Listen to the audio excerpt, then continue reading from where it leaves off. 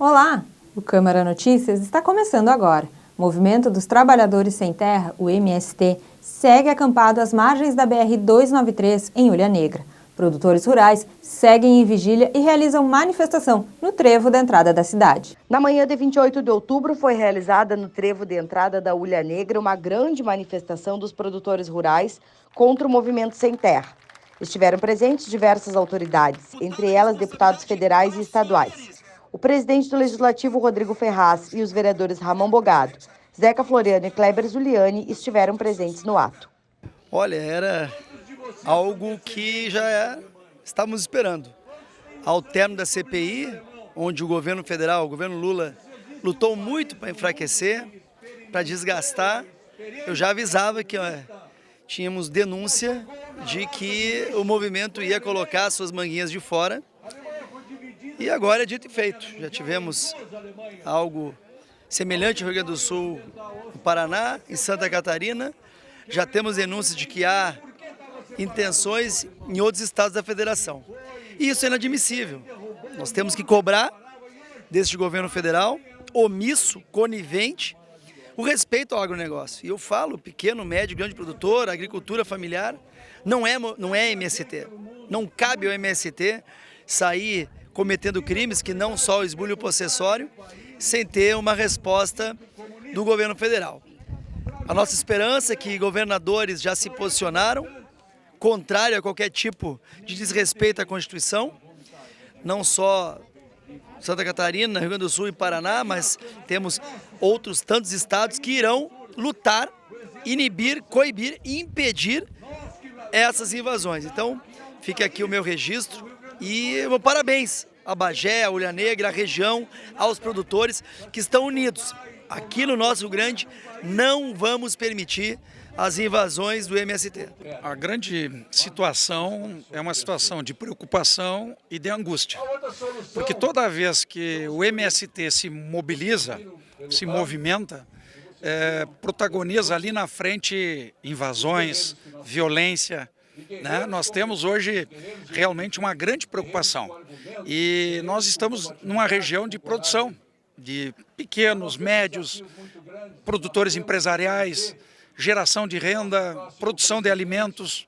Tudo isso é fundamental para a vida da região, para a vida do estado e para a vida do país, né? E quando esse movimento que ameaça as invasões, a invasão ela é justamente algo que ninguém quer. Se você tem a sua residência dentro de uma área urbana, o seu terreno, ninguém se sente bem ao ser invadido. É um desconforto, uma situação absurda. Imagina uma propriedade. Então, hoje, essa vigília, essa mobilização é justamente para mostrar que os produtores, que os segmentos, que as entidades ligadas ao agro estão mobilizadas e que não aceitamos tolerância zero às invasões, porque nós precisamos dar condições para produzir. Produção do leite, produção da carne, produção de grãos, produção de alimentos. Então, quando você faz uma vigília como está sendo feita aqui, é para dar o alerta para o outro lado de que nós não aceitamos e que estamos, né, realmente dispostos e vamos defender as propriedades. E não interessa se ela é uma entidade, uma propriedade privada ou até um bem público. Na verdade, tem que haver algo organizado, né? Não é na baderna, não é na violência que nós podemos, né, constituir uma sociedade que tenha segurança jurídica, que tenhamos tranquilidade, paz no campo e na cidade. E nós vínhamos tendo uma condição tranquila e agora passamos a ter essa grande preocupação. Então, por isso, essa mobilização e essa tranquilidade, essa paz no campo, ela é necessária para que nós também tenhamos paz na cidade. Então, esse é o recado, é um posicionamento assim de contraponto, né? Ninguém é contra nada, mas nós somos absolutamente a favor em defesa da propriedade, né? Da livre iniciativa e da propriedade privada. É sagrada. Tolerância zero às invasões. Nós estamos aqui para, unidos com todos, não deixar repetir o que aconteceu na invasão da fazenda Ana Paula, que era uma maior fazenda agropastoril do Brasil, com genética, com corte de gados, com uma importação e exportação maravilhosa. para não acontecer o que aconteceu na fazenda da Capivara, para não acontecer o que aconteceu com o cabo Valdeci, que foi degolado com uma foice, mas o sargento também que acabou tirando a sua vida, foi atingido por esse movimento. Ou seja, nós estamos aqui para lutar pela propriedade privada, junto com quem produz, junto com os produtores rurais, trazendo o apoio dos deputados federais que estão do nosso lado, aqui o deputado Ram, o deputado Zuco, meu colega deputado Capitão Martim, e junto com a nossa Farsul, com a nossa federação, com o Sindicato Rural e, sobretudo, junto com quem produz, junto com esses homens e mulheres que produzem no campo para alimentar a cidade. Não vamos aceitar invasões, não vamos aceitar violência. Toda manifestação, desde que seja pacífica, ordeira, ela é democrática e ela é válida. Agora, não vamos aceitar nada que fuja dessas condições. Repetir o que aconteceu alguns anos atrás na fazenda Ana Paula, aqui nós não vamos aceitar. Já informamos o governador, tivemos uma conversa com o governador, do qual se comprometeu a nos ajudar a preservar a segurança das propriedades privadas. Falei com o governador, o deputado Zuco também já falou, entrou em contato com o governador, e o policiamento está fazendo um monitoramento dessa área. Isso é importante. Aqui seremos a resistência. Aqui, na região da campanha, seremos a resistência. E eu estou aqui para trazer a minha força e o meu trabalho. Evidentemente que muito nos preocupa tudo isso que está acontecendo, novamente, principalmente na nossa metade sul e aqui na nossa região do Bagé, que outra vez nós voltamos ao passado justamente porque mudou a presidência da República, mudou o partido que está comandando o país, e isso é muito lastimável que volte a acontecer de novo. Porque, na realidade, a reforma agrária, o MST já levou nesse país, no passado, algo em torno de 70 milhões de hectares. E até hoje não mostraram a que vieram. Então nós vemos que não é um movimento que está preocupado com produção, com comida na mesa do povo. Não, quem está preocupado com isso é o velho e de sempre produtor rural, que somos nós. E justamente que estamos assentados dentro da liberdade democrática no direito de propriedade. Porque se não existir direito de propriedade e todos os países do mundo que tentaram atacá-lo, tiveram as suas economias devastadas. Essa é a realidade. Porque o que garante os investimentos, porque o que garante o trabalho é a propriedade, é a legitimidade da propriedade. E sempre quando surge um movimento desta magnitude, desta envergadura, que justamente ataca isso, e quando eles recebem a propriedade, eles não sabem o que fazer com ela, porque realmente não produzem alimentos, e o que é pior, ainda ficam encostados no Tesouro Nacional. Esta é a realidade. Então, é um povo que só traz desastre, só traz prejuízo à nação brasileira. E nós, produtores rurais, hoje temos a envergadura de nos apresentarmos à nação como a terceira maior agricultura do mundo, e já está colocado. Em 2035, seremos a maior agricultura do mundo. Então, portanto, não merecemos esse tipo de perda de tempo.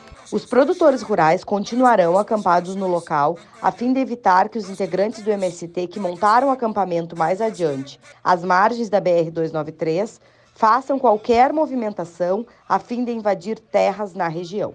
Para muitas crianças, o Papai Noel não chega se não for através da ajuda da comunidade. Os pedidos das cartinhas agora vêm em postagens no Facebook. Veja como ajudar alunos da Escola Municipal Creuza Brito Georges. Pelo 13º ano consecutivo, a diretora Iraci dá uma mãozinha para o Papai Noel. Ela é responsável por organizar uma festa de Natal para os alunos da Escola Municipal Creuza Brito Georges, que se localiza no Ivo Ferronato. Além disso, ela ajuda os alunos a fazerem pedidos ao Papai Noel através de fotos postadas nas redes sociais da escola. É a comunidade quem atende estes pedidos. Pelo 13º ano eu estou realizando essa campanha, esse projeto, e em nenhum ano eles ficaram desassistidos, né? Então, todos os anos eles ganham, eles têm a festa, procura gente assim, de outras cidades, me enviam pelo correio, gente que eu nunca vi na vida, para o carro, me entrega, chega aqui. Então, fora os que já tem todos os anos que eles me procuram para adotar. Então, assim, eu só tenho a agradecer, né, por toda a ajuda. E que Deus siga abençoando as pessoas para poder seguir abençoando eles também com a ajuda. Até o momento, cerca de 150 fotos já foram registradas pela diretora. Entre os presentes mais pedidos está o kit para fazer pulseiras, chuteiras e material escolar. Foi o caso da Manuela e da Lohane, do 6º ano, que pediram material escolar. Por se eu pedir material escolar, eu consigo ajudar eles. Porque daí é algo que eu vou usar, que daí eles não precisam estar comprando. Para a maioria destes alunos, o Papai Noel não chega de outra forma, e este será o único presente de Natal. Para muitos aqui, o presente da cartinha é o único que eles vão ter, né? E às vezes, assim, são pedidos que pra gente, para nós, no nosso dia a dia, é banal, mas para eles tem uma importância, um significado tremendo, né? Então é isso que me motiva a cada ano, né, seguir fazendo, enquanto eu estiver aqui, né? A festa com a entrega dos presentes vai acontecer na tarde de 22 de dezembro na escola. E também acontece com doações da comunidade. Quem quiser atender aos pedidos ou ajudar com a festa, pode entrar em contato pelo fone 9999-14568. Doações por Pix também são aceitas. A campanha do Outubro Rosa tem como objetivo divulgar informações sobre o câncer de mama e fortalecer as recomendações do Ministério da Saúde para prevenção, diagnóstico precoce e rastreamento da doença. Mas a prevenção e a preocupação devem durar o ano inteiro. Segundo dados do Instituto Nacional de Câncer, o INCA, o câncer de mama é a primeira causa de morte por câncer em mulheres no Brasil.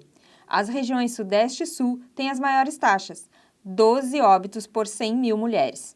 Ainda segundo dados do próprio INCA, estima-se que entre 2023 e 2025 sejam diagnosticados 66 novos casos a cada 100 mil mulheres. Este ano, uma clínica aqui em Bagé teve o número de realizações de mamografias reduzidos em 40% com relação ao ano passado. A boa notícia é de que a agenda de novembro e dezembro já está lotada, possivelmente um resultado da campanha do Outubro Rosa. Tem até estudos científicos já mostrando que a taxa de exames de mamografia, elas são significativamente maiores no mês de outubro. Então, não há dúvida de que o mês de outubro rosa é realmente um mês importante e fundamental para despertar a atenção na mulher. Porque por mais que a gente fale disso o ano inteiro, quando ela está passando pelas ruas, vendo tudo rosa, campanhas, ela fica com aquilo na cabeça e entende que não tem como a gente prevenir câncer, sem falar também da detecção precoce, porque passa pela questão da prevenção secundária, ou seja, você diagnosticar o mais precocemente possível o câncer. Hoje em dia o INCA ele não recomenda tanto a utilização do termo autoexame, a gente tem falado mais em autoconhecimento, né? Porque o exame é uma questão mais leiga, é a própria mulher se examinando, então se tem preferido autoconhecimento, para que ela saiba do seu corpo, entenda o que é normal e o que não é, e qualquer alteraçãozinha já detecte precocemente, seja sentindo ou olhando no espelho. Às vezes uma simetria, um mamilozinho mais repuxado já é algum sinal de alerta que ela tem que investigar.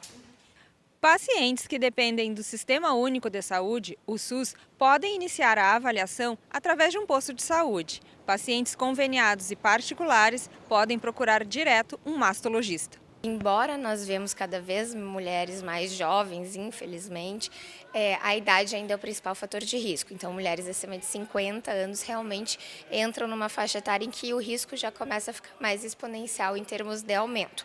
Mas as mulheres mais jovens também precisam ficar atentas, porque mesmo que ela não esteja naquela faixa etária de recomendação de exame de rastreamento, ela precisa identificar precocemente. Então, se é uma paciente de 28 anos que está com um nódulo na mama, que está com uma retração no mamilo, que está com uma assimetria que ela não tinha antes entre as duas mamas, tudo isso tem que fazer ela procurar um atendimento para investigar. A quimioterapia faz parte do tratamento e assusta quem recebe o diagnóstico. A quimioterapia nem sempre é necessária.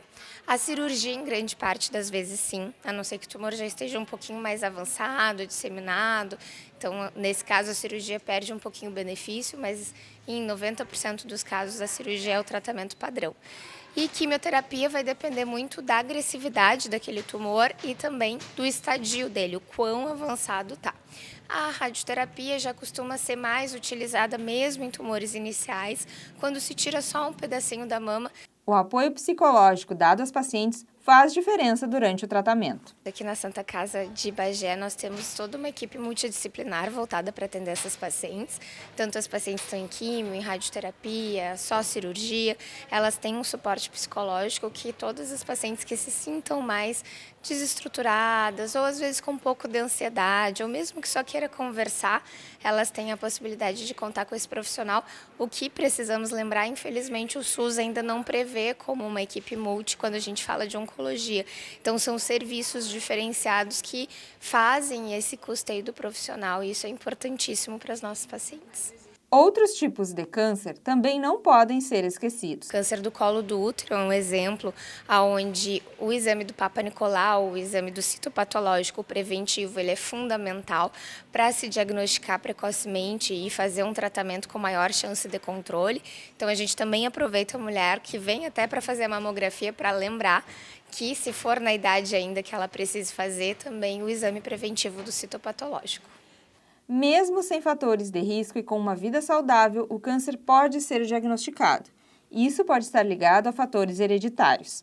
Muitas vezes mulheres jovens dizem, eu não tenho fator de risco, né? Porque eu não bebo, não tenho obesidade nem sobrepeso, que é um fator de risco importante, tenho uma alimentação super saudável, faço atividade física e tive um câncer de mama com 30 anos. Como assim? Muitas vezes essa mulher ela tem alguma história familiar, mesmo que discreta, que indique uma predisposição hereditária ao câncer. Então, é fundamental que a gente conheça a nossa história familiar de câncer, mesmo parentes mais distantes, porque isso também significa um risco, muitas vezes, que a gente desconhece, mas que existe. E até o exame de rastreamento a gente pode começar a fazer um pouco mais cedo, conforme essa história se for muito acentuada. Liga Feminina de Combate ao Câncer foi homenageada em sessão solene. Na noite do dia 27 de outubro, foi realizada uma sessão solene na Câmara de Vereadores de Bagé. A proposição foi do vereador Omar Gani e o objetivo, homenagear a Liga Feminina de Combate ao Câncer. A entidade comemorou 65 anos em 2023 e esteve representada na mesa dos trabalhos pelas integrantes, que são ex-presidentes Maria Ivanoff e Inês Xavier de Bem. A grande conquista apontada por elas é a sede da Liga, que fica na Vila Vicentina. O atendimento é nas segundas-feiras, da 1h30 às 4h da tarde. Marcha da Família contra o Aborto é realizada em Bagé. Foi realizada no domingo, 29 de outubro, a Marcha da Família pela Vida e contra o Aborto. A concentração foi na Praça Esporte. O percurso foi até a Praça do Coreto. Uma das organizadoras foi a deputada estadual Adriana Lara, que trabalha o tema como uma bandeira do seu mandato. Diversas autoridades políticas e lideranças religiosas participaram do ato. O objetivo dessa caminhada é mobilizar todas as pessoas, a sociedade, os brasileiros, para dizer não à pauta genocida do aborto que está no STF, encaminhada pela extrema esquerda do PSOL. Essa agenda é uma agenda genocida, que todo cidadão de bem, independente de credo, de religião, de partido político, tem que se posicionar. Se nós não nos posicionarmos, isso vai passar e o preço vai ser muito caro. É a legalização do genocídio das crianças no ventre da sua mãe. Por isso que movimentos como esse estão acontecendo em todo o Brasil, em Bagé, em Porto Alegre, em Pelotas, São Paulo, Rio de Janeiro. É uma manifestação da família, da sociedade, para dizer para o STF, os brasileiros, 85% dos brasileiros são cristãos e nós defendemos os princípios da vida contra o aborto. Então é dar uma resposta, é a sociedade se levantando para dizer o quê? Respeitem a nossa Constituição, respeitem o povo brasileiro. Nós somos a favor da vida contra o aborto. Eu aqui não estou como presidente da Câmara, nem como vereador, estou como cidadão, né? Saudar aqui a TV Câmara Bagé, que está acompanhando este grande ato da família brasileira, bagéense, família das pessoas de bem, né, do nosso município. Estamos aqui contra este movimento que a gente sabe que é político, que tem um viés político, que nasce nesse novo governo do presidente Lula, da mesma forma que chega o Sem Terra na nossa região. Outras pautas da esquerda também entram em evidência, como por exemplo a questão do aborto. E nós somos totalmente contra o aborto. As pessoas que acreditam e defendem no aborto defendem o mais forte, a lei do mais forte contra a lei do mais fraco. A força da decisão daquela pessoa contra aquele que ainda não tem condição de se defender. E nós defendemos a vida desde a sua primeira concepção. Por isso estou aqui, não como político, mas como cidadão de direita que sou, e valoriza os valores de família e essas questões que nós tanto defendemos também no Parlamento Municipal. Nós estamos aqui apoiando essa causa importante, a caminhada pela vida contra o aborto. Nós somos totalmente contra a prática do aborto, porque entendemos que isso é matar, assassinar as crianças ainda no ventre das suas mães, essas crianças que não têm defesa. Então, junto com várias religiões, junto com a nossa comunidade e junto com os nossos colegas vereadores da Câmara de Bagé, estamos participando dessa caminhada. Estará sendo protocolado na próxima segunda-feira, amanhã, um repúdio contra esse projeto que foi protocolado no STF. Então nós estamos juntos contra o aborto, na defesa da vida. É um ato que a gente tem que participar sempre. Vida, fala vida, a gente contra o aborto, infelizmente, a gente tem pessoas que não têm amor ao próximo, que não tem amor à vida, não tem amor a ninguém. E aqui nós participando, a caminhada, e amanhã estamos protocolando a moção de repúdio no nosso município. Nosso prefeito de Valdo Lara já está chegando aqui. Protocolando na Câmara amanhã a moção de repúdio com mais de 1000 assinaturas da comunidade, fora os colegas vereadores que vão assinar também amanhã. Pessoal então, das faixas que estão no chão aí, já se posicionem. Da deputada agora em Porto Alegre, já vão montar aqui também em prol da vida, em defesa de todos e da vida. Trecho da BR-293 entre Ulha Negra e Candiota continua interditado. Porém, a previsão do DENIT é que o desvio seja liberado nos próximos dias.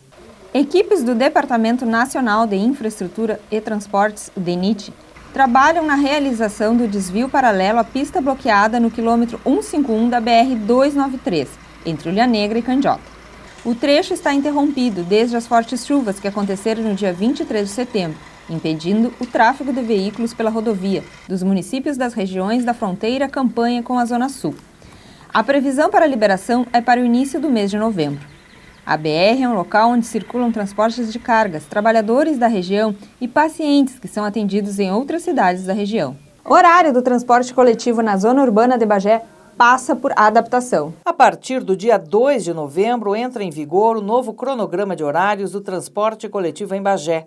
Integrantes das empresas do consórcio de transporte coletivo explicam que o motivo é a baixa adesão da comunidade pelo serviço em determinados horários, o que tem resultado em prejuízos, fato que já foi tratado em audiência pública na Câmara de Vereadores no dia 18 de setembro. Alterações em dias úteis e sábados ficaram assim. Intervalo de 1 hora entre as viagens das linhas entre o pico da manhã, das 9 às 11, e no pico do turno da tarde, das 2h30 às 4h30. Após as 19h30, permanece o mínimo de 1 ônibus por linha. Nos domingos e feriados, a circulação de linhas no turno da manhã, horário compreendido entre 6h30 e 11 da manhã. No turno da tarde, horário compreendido entre 2 e 6h30.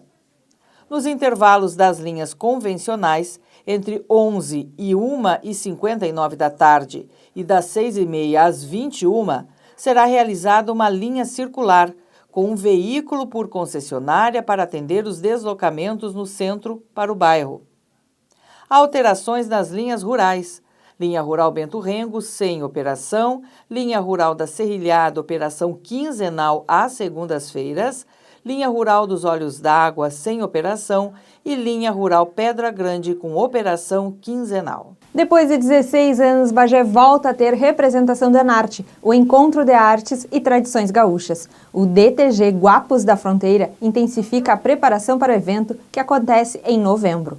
Somos Guapos da Fronteira! É assim que se apresentam os integrantes do Departamento de Tradições Gaúchas, o DTG Guapos da Fronteira. O grupo conquistou um feito que há 16 anos não acontecia, com uma invernada artística de Bagé. Garantir vaga na finalíssima do Enarte, o Encontro de Artes e Tradição Gaúcha. O Enarte ele já é o maior festival de arte e tradição da América Latina e o segundo maior festival de arte e tradição do mundo, né? Então, a gente está falando de um evento que, durante o final de semana, chega a passar mais de 500 mil de pessoas pelo Parque da Oktoberfest. Esse evento ele reúne todo o Rio Grande do Sul, tanto nas manifestações individuais, né, que são as modalidades individuais, quanto nos grupos de dança. O grupo é composto por 8 pares. São integrantes que se desdobram para poder cumprir com os ensaios, pois alguns trabalham ou estudam de cedo da manhã até tarde da noite. Então todo mundo dá um jeito, a gente vai se adaptando, vai se acomodando, ocupa alguns domingos e vai fazendo da melhor forma para que fique bom para todo mundo. O grupo ensaia as 9 danças tradicionais consideradas pelo MTG e mais uma entrada e saída de livre coreografia. Serão avaliados pela correção coreográfica, interpretação artística e harmonia de conjunto. São 3 interregionais que são feitas, para a finalíssima passam 40 grupos, entendeu? Que disputam na sexta e no sábado, 20 passam para o domingo, para poder disputar a grande final mesmo do festival. O Guapos da Fronteira não é apenas a entidade Guapos da Fronteira, nós somos uma representação do município de Bagé e da nossa região sul, que há muitos anos não chegava lá nesse espaço. O Encontro de Artes e Tradição Gaúcha, o Enarte 2023, vai ocorrer nos dias 24, 25 e 26 de novembro, no Parque da Oktoberfest, em Santa Cruz. Para isso, o grupo busca apoio da comunidade para representar Bagé. E quem quiser ajudar, através do Instagram, @DTG Guapos da Fronteira, ou até mesmo pelo WhatsApp, 53-99966-0432. Somos guapos da fronteira, alma terrunha e pampiana, brasileira, castelhana, gaúcha por excelência. O amor pela querência temos na ponta do pé. Da milonga ao chamamé, a dança é nossa bandeira. Somos guapos da fronteira, da cidade de Bagé. Exposição sobre vida e obra de Paulo Leminski pode ser visitada em Bagé. Isso de querer ser exatamente aquilo que a gente é, ainda vai nos levar além. Certamente você já ouviu esse poema de Paulo Leminski em algum lugar. E desde o dia 20 de outubro é possível conhecer muito mais sobre a vida e a obra do escritor aqui em Bagé. A Universidade Federal do Pampa, a Unipampa, promove a exposição Múltiplo Leminski, que vai até o dia 24 de novembro, das 9 horas da manhã às 9 horas da noite, de segunda a sexta-feira, com entrada gratuita. O acervo teve curadoria da família Leminski, as filhas Áurea e Estrela, e da viúva, a também escritora Alice Ruiz. Ele foi muito conhecido pela poesia e a produção também musical, mas tem outras facetas, outras áreas em que ele atuou, como a prosa, romance, jornalismo, publicidade, grafite, que as pessoas não conhecem tanto. Então, a gente, dentro dessa exposição, a gente tem várias áreas, e aí dentro dessas áreas a gente fez um apanhado das obras acabadas, né, e comentadas, e também um pouco sobre o processo criativo dele, que é muito importante, porque apesar dele parecer um artista muito espontâneo e alguém inspirado, na realidade, assim, isso tudo foi construído de uma forma, através de muito estudo. Enfim, meu pai era um erudito, né? Então, eu acho que é importante a gente ressaltar esse aspecto de uma pessoa que se preparou para chegar num momento que parecia que ele fazia poesia como quem respirava. Então, a exposição, ele traz muito desses aspectos e também bastante sobre a família. Então, eu sempre falo que é muito emocionante montar essa exposição, porque, de certa forma, também fala sobre, né, a minha história. A mostra é aberta ao público, na sala 1307, no campus da Unipampa. Ela reúne diversos tipos de materiais, inclusive a máquina de escrever que Leminski usava. A gente também tem muitas fotos originais, alguns documentos. Então, a gente tem elementos originais, a gente tem muita reprodução, a gente também tem a área de multimídia, então tem filme onde ele mesmo está falando sobre o seu processo criativo, então isso é interessante porque a gente tem a sensação de vir ao encontro dele, assim como também em tablets que a gente tem conteúdos que são animados. Então a gente acha que tem uma exposição que inclusive vai estar sonorizada, né, com as músicas, as canções que ele criou, então eu acho que a gente contempla de várias formas uma imersão na obra do Paulo Leminski. A exposição Múltiplo Leminski está rodando o mundo há 10 anos. Já passou por diversas cidades brasileiras e também na Europa. Paulo Leminski, que era curitibano, faleceu em 1989, aos 45 anos. É considerado um dos maiores poetas da literatura brasileira no século XX. Dívidas de anos anteriores da IPTU podem ser negociadas com 100% de desconto nos juros e multas até o dia 6 de novembro. Os bagienses que têm dívida ativa com o município relacionada ao IPTU, taxa de lixo, ISS e taxa de fiscalização têm até o dia 6 de novembro para regularizar a situação, aproveitando o desconto de 100% em juros e multas. Essa campanha de negociação ela é promovida todos os anos pelo município, né? O município ele visa incentivar a negociação, né, de todos os contribuintes que tenham débitos inscritos em dívida ativa de anos anteriores, então até o exercício de 2022. Débitos de IPTU, de taxa de lixo, de ISS, taxa de fiscalização e demais outras taxas do município também, mas sempre débitos de exercícios anteriores, né? Os débitos do exercício de 2023 não são negociados neste momento. As pessoas podem comparecer aqui na Secretaria de Economia, Finanças e Recursos Humanos, tá? O atendimento é das 8 às 14 horas, sem fechar ao meio-dia. Elas precisam trazer um documento de identificação, né, pessoal. E se quiser trazer o carnezinho do IPTU, que já tem identificado ali a matrícula, né, do imóvel, também pode trazer, que facilita aqui na hora de localizar o imóvel que a pessoa quer negociar os débitos. A Secretaria de Finanças e Recursos Humanos funciona junto ao Centro Administrativo das 8 da manhã às 2 da tarde. O vereador Flávio da Júlia volta para a Câmara de Vereadores. Ele já substitui o vereador Lélio Lopes na Comissão de Finanças e Orçamento e o vereador Patrick Cebola na Comissão de Infraestrutura, Desenvolvimento Econômico e Transportes. Veja como fica o tempo nos próximos dias. O feriado de 2 de novembro começa com dia nublado. Pode chover a qualquer hora do dia. As temperaturas ficam entre 16 e 19 graus. A sexta-feira segue com tempo chuvoso e as temperaturas ficam entre 11 e 18 graus. No sábado, o sol aparece entre nuvens. As temperaturas ficam entre 10 e 19 graus. O domingo também vai ser de sol entre nuvens. As temperaturas ficam entre 11 e 24 graus. A semana inicia com céu limpo e temperaturas entre 11 e 24 graus. A terça-feira vai ser de sol e temperaturas mais altas, que variam entre 19 e 31 graus. O Câmara Notícias fica por aqui. Voltamos com um programa inédito na próxima semana. Siga acompanhando a nossa programação e também as redes sociais da TV Câmara Bagé. Até mais!